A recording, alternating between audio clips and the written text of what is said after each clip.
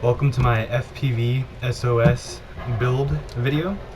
In this video, I will be going over the things that are going wrong in my build and the things that I believe are kind of debatable on whether I should or should not do. But this is my new Stingy V2 forged frame, and then all the goodies inside of it that I'll put up a parts list right now.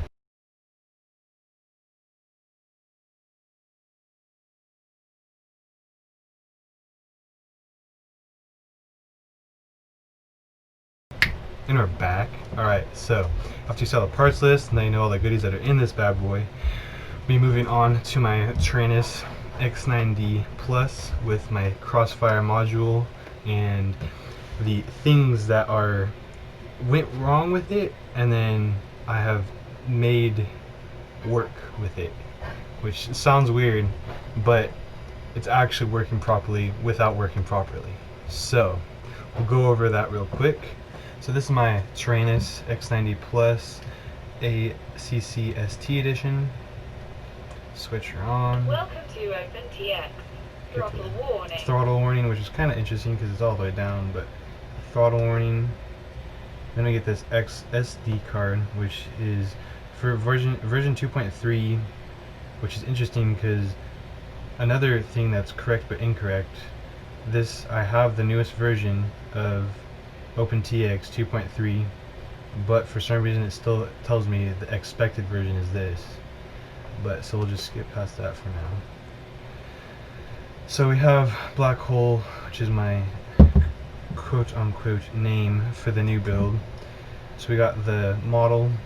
If you go to menu, you just got that, and then micro. So long press menu. Tools are empty, which from what I hear is incorrect, because you're supposed to have Crossfire and other such things in your tools page. So tools is empty. Had a little hiccup there. Alright, so long press menu. Tools empty. Shouldn't be, but is. Should have Crossfire and other such things.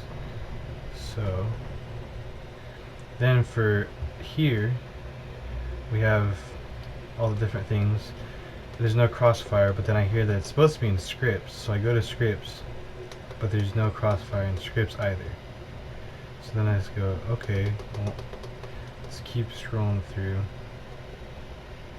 So you got all the info and everything, different global functions, trainer, hardware, calibration, such. And here it even says version 2.3.10 OpenTX. And so then I click on firmware options. It says Crossfire, Ghosts, multi-mode, and Lua C. But even though it says Crossfire, there's no Crossfire in my actual tools and or scripts like they're supposed to be. And I have tried multiple times putting them in, as I've been recommended to by many people, including JB and whatnot. So I'm not really sure what to do about that, but in my opinion it's not a big deal, because this is where when it doesn't work, it does work. Because even though I don't have those options, my actual Tranis module here is gold/yellow right now, but if I were to turn on my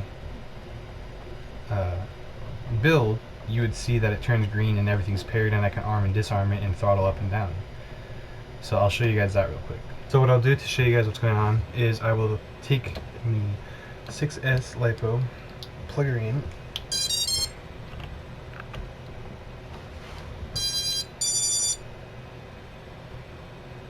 now what I will do, I'll turn on the Tranis. Welcome to OpenTX. Throttle warning.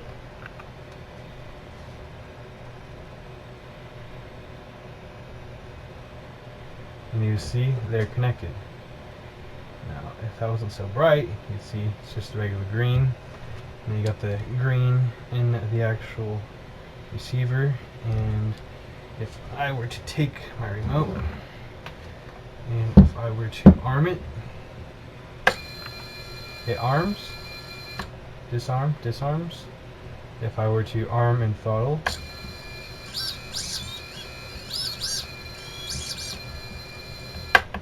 you see that I have full control over it. So onto the soldering. So here you'll see all the soldering on my flight controller. The arrow points towards the soldering from the 4-in-1 ESC to the soldering. That's the diagram shown. Then this is the recommended diagram. The only difference is there's a current wire that you have to solder up to the flight controller, which I did not do, but I was recommended to do from a forum. Then this is the soldering for my camera and VTX and other things. This is my receiver and just a little quick snap of its soldering. And then these are the ESC, 4-in-1 ESC soldering points. And that's the flight controller ESC soldering motor 1, 2, 3, 4. So to show you guys the motor problem, we're going to plug this in to Beta Flight. Everything will be connected up. Now we'll plug in, we'll plug in the battery.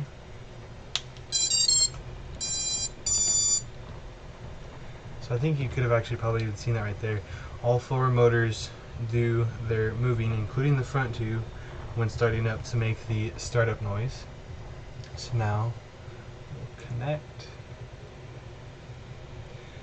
I get this warning: the following problems with your configurator were detected.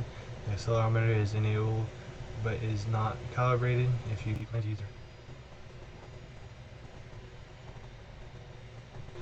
So yeah, I get that. I will work on that. I realize it tells me how to do everything in the directions. So next time I get this thing back together after stripping it down, I will go over that. But so as you can see in the 3D modeling, it responds correctly with my movements. So now we go to motors. We can do individual ones first, so we can do 1, 2, 3, and 4. So motor 1 is over here. So we got power there. Motor 2 is up here. For some reason we don't have any control of power. Motor 3, power, and motor 4. So, and then if we do master, you can see back 2 spin. You can see motor 1 is spinning correctly, but motor 3 is spinning incorrectly.